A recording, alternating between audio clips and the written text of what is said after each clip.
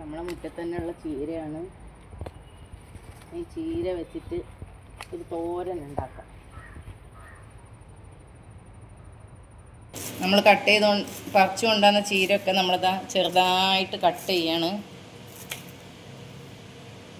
ഈ ചീര നമ്മളെ വീട്ടുമുറ്റത്ത് നിന്ന് തന്നെ ഉണ്ടായ ചീരയാണ്. നമ്മളിതേപോലെ ചീര കിട്ടിക്കഴിഞ്ഞപ്പോൾ അതിൻ്റെ വിത്ത് ഇട്ടിട്ടുണ്ടായതാണ്. വേഗം വേഗം ഉണ്ടാവുന്നുണ്ട്. നല്ല വെയിലുള്ള ഭാഗമാണ് അവിടെ.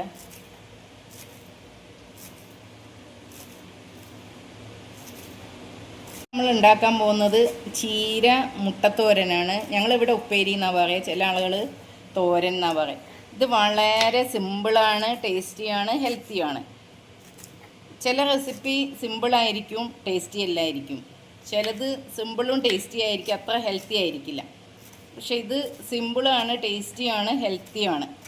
കുട്ടികളൊക്കെ ഇവിടെ എൻ്റെ കുട്ടികളൊന്നും ചീരയില, മുരിങ്ങയില അതൊന്നും അങ്ങനെ കഴിക്കാറില്ലായിരുന്നു. അവർക്ക് അങ്ങനെ ഇഷ്ടപ്പെടില്ല. പക്ഷേ ഈ മുട്ട ചേർത്ത് കൊടുക്കുമ്പോൾ അവർക്ക് ഇഷ്ടമാണ്.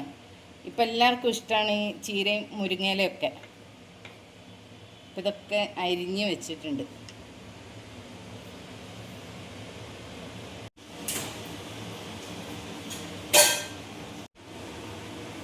അപ്പോൾ നമ്മൾ ഉണ്ടാക്കാൻ തുടങ്ങട്ടെ. ആദ്യം ചൂടായ പാത്രത്തിലേക്ക് വെളിച്ചെണ്ണ ഒഴിക്കുക.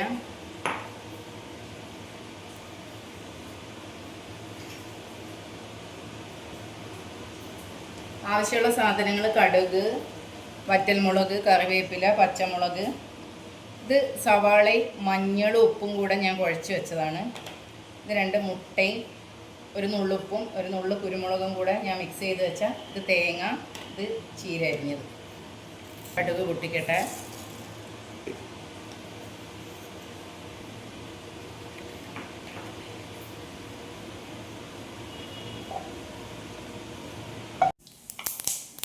കടുകൊക്കെ പൊട്ടിക്കഴിഞ്ഞാൽ വറ്റൽമുളക്, കറിവേപ്പില, പച്ചമുളക് ഇടുക.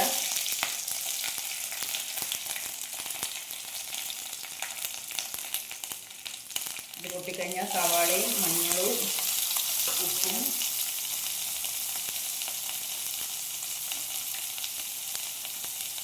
ഞാൻ ഒന്ന് ഇളക്കി കൊടുക്കാം.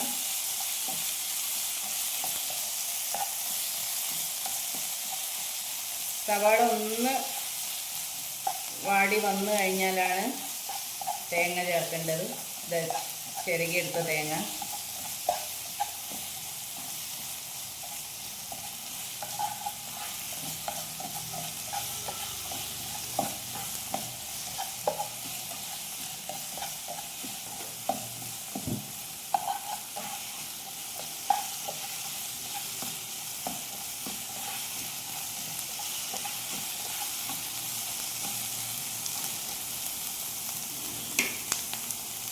തേങ്ങ ചേർക്കട്ടെ.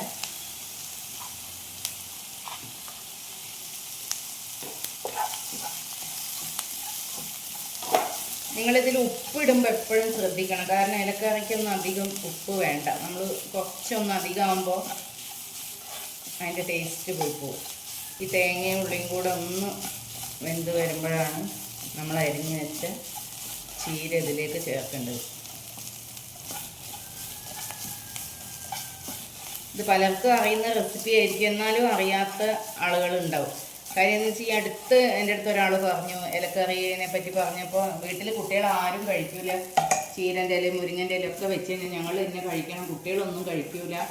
അപ്പം ഞാൻ പറഞ്ഞു ഇങ്ങനെ മുട്ട ഇട്ടിട്ട് വെച്ച് നോക്കുന്നു. എന്നിട്ട് അവരെൻ്റെ അടുത്ത് പറഞ്ഞു ഇപ്പോൾ കുട്ടികൾക്കൊക്കെ ഭയങ്കര ഇഷ്ടം. കാര്യം മുട്ടൻ്റെ ആ ഒരു ടേസ്റ്റ് എല്ലാ കുട്ടികൾക്കും ഇഷ്ടം. കുട്ടികൾക്കല്ല, നമുക്കൊക്കെ ഇഷ്ടം തന്നെ. ഇവിടെ ഹസ്ബൻഡിനും അത്ര വലിയ താല്പര്യം ഇല്ലായിരുന്നേ. ചീരയിലെയും മുരിങ്ങയിലെയൊക്കെ ഉപ്പേരി ഉണ്ടാക്കിയാൽ എങ്ങനെ വെക്കുന്നതുകൊണ്ട് ഹസ്ബൻഡും കഴിക്കും.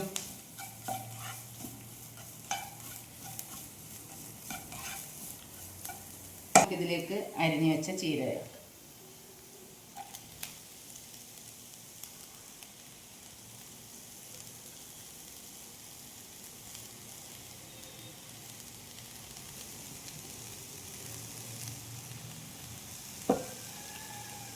നമ്മൾ പുറത്തുനിന്നൊന്നും വാങ്ങിക്കുന്നതല്ല, നമ്മുടെ വീട്ടുമുറ്റത്ത് തന്നെ ഉണ്ടാകുമ്പോൾ നമുക്ക് ധൈര്യമായിട്ട് കഴിക്കാം.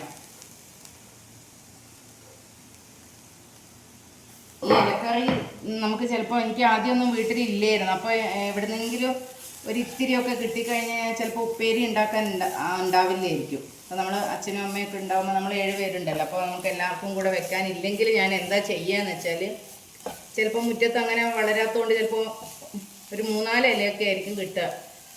അപ്പം ഞാൻ എന്താ ചെയ്യാന്ന് വെച്ചാൽ, പച്ചക്കറി ഉണ്ടാക്കിയിട്ട് ആ പച്ചക്കറി വറവിടുന്ന സമയത്ത് ഈ ഇലയും കൂടെ വറവിട്ട് ഒന്ന് ആ എണ്ണയിൽ താളിച്ച് കഴിഞ്ഞിട്ട് ആ പച്ചക്കറിയിലേക്ക് ഒഴിക്കും. അപ്പം എന്ന് വെച്ചാൽ എല്ലാവർക്കും കിട്ടുമല്ലോ അത് പച്ചക്കറിയിലായി കഴിഞ്ഞാൽ. അപ്പം ഞാൻ അങ്ങനെയാണ് ചെയ്യുന്നത്. ഇല ഇതൊന്ന് നമുക്ക് അടച്ച് വെക്കാം.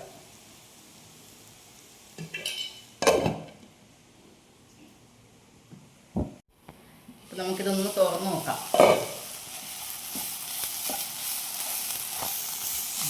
ഏകദേശം ആയിട്ടുണ്ട്.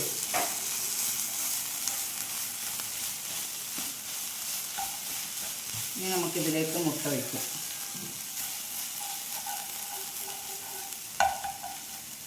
മുട്ട ഇങ്ങനെ പൊട്ടിച്ച് കലക്കി വെക്കണം എന്നൊന്നുമില്ല, ഡയറക്റ്റ് ഇതിലേക്ക് ഒഴിച്ചാലും മതി.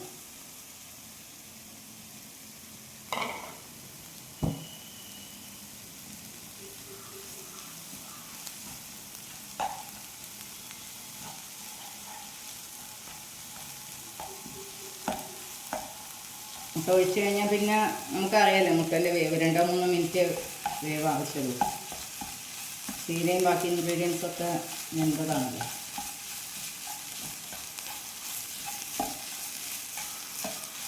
ഇതേ മെത്തേഡിൽ തന്നെ നമുക്ക് മുരിങ്ങയിലയും ചെയ്യാം.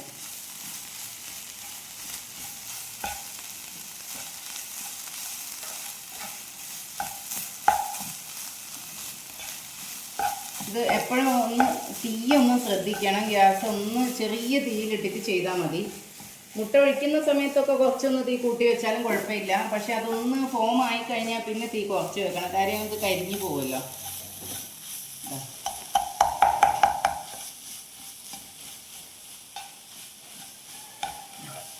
ഇത്രയും വേവുള്ള ഉപ്പൊന്ന് ശ്രദ്ധിച്ചാൽ മതി. ഇതിനിപ്പോൾ ഉപ്പൊക്കെ കറക്റ്റാണ്. ഉപ്പൊക്കെ കറക്റ്റാണ്. അപ്പോൾ ഇത് ഏകദേശം ആയിട്ടുണ്ട്. അപ്പോൾ നമുക്ക്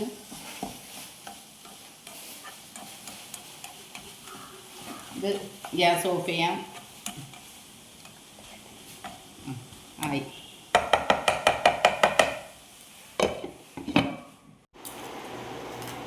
അപ്പോൾ നമ്മൾ ചോറ് കഴിക്കാൻ പോവാണ്. ഇതാ ചോറ്,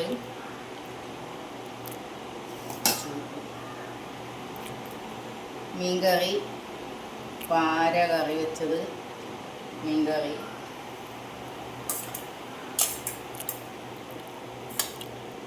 പരിപ്പ് കറി,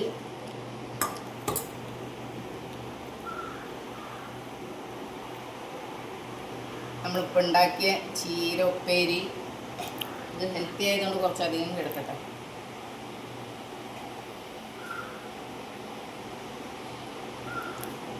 തൈര്,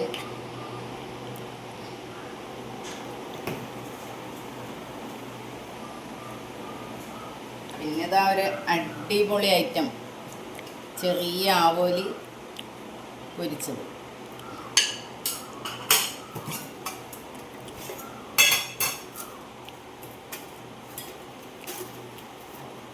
ഒരു പപ്പടവും. ഇതൊക്കെ കണ്ടിട്ട് ആർക്കെങ്കിലും ഈ ചോറ് കഴിക്കണം എന്ന് ആഗ്രഹമുള്ള ഒരു വേഗം ഒന്ന് കമൻറ്റ് ചെയ്യണേ.